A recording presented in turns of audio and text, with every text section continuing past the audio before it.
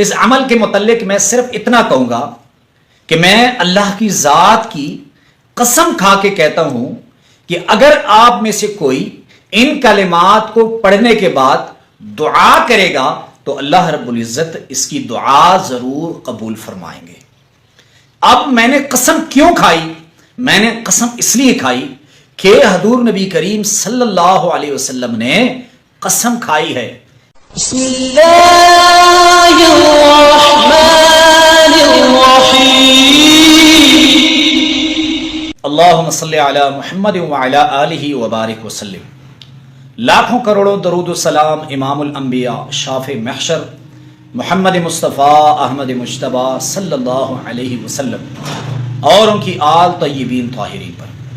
تو میرے بھائیوں اور میری بہنوں، آج کا جو عمل میں آپ کے پاس لے کر آیا ہوں، اس عمل کے متعلق میں صرف اتنا کہوں گا کہ میں اللہ کی ذات کی قسم کھا کے کہتا ہوں کہ اگر آپ میں سے کوئی ان کلمات کو پڑھنے کے بعد دعا کرے گا تو اللہ رب العزت اس کی دعا ضرور قبول فرمائیں گے۔ اب میں نے قسم کیوں کھائی؟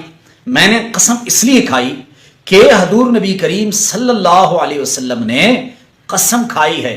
حضور نے فرمایا، ایک مرتبہ حضور نبی کریم صلی اللہ علیہ وسلم مسجد میں داخل ہوئے تو یہ جو بیان کر رہا ہوں یہ حدیث مبارکہ ہے، اور حضور نبی کریم صلی اللہ علیہ وسلم فرماتے ہیں کہ تر و تازہ رہے اس شخص کا چہرہ جس نے میری حدیث سنی اور اسی حدیث کو اسی طرح دوسرے لوگوں تک پہنچایا۔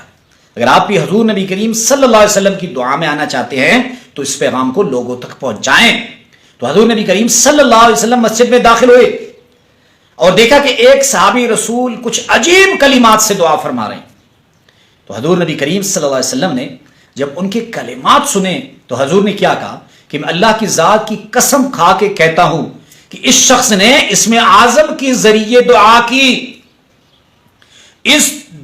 ان کلمات کو پڑھنے کے بعد جو شخص اللہ سے جو کچھ مانگے گا اللہ رب العزت اس کو ضرور عطا فرمائیں گے۔ اب حضور قسم کھائیں ایک بات پر، تو حضور قسم نہ بھی کھائیں تو ہمیں حضور صلی اللہ علیہ وسلم کی باتوں پہ مکمل یقین ہے، لیکن جب حضور نبی کریم صلی اللہ علیہ وسلم قسم کھا رہے ہیں تو امت کو بتا رہے ہیں کہ خدا را اس عمل کو چھوڑیں مت، اپنی پریشانیوں کے لیے ضرور دعا کریں۔ تو اسکرین پر آپ کو نظر آ رہا ہے، اللہم انی اسألک بانی اشہد انک انت اللہ لا الہ الا انت الاحد الصمد الذی لم یلد ولم یولد ولم یکن لہ کفوا احد۔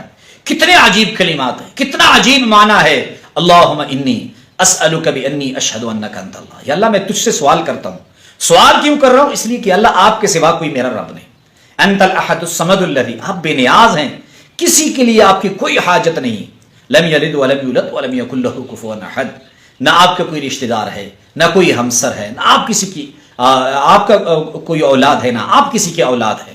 تو اللہم انی اسألک بانی اشہد انک انت اللہ لا الہ الا انت الاحد الصمد الذی لم یلد ولم یولد ولم یکن لہ کفوا احد۔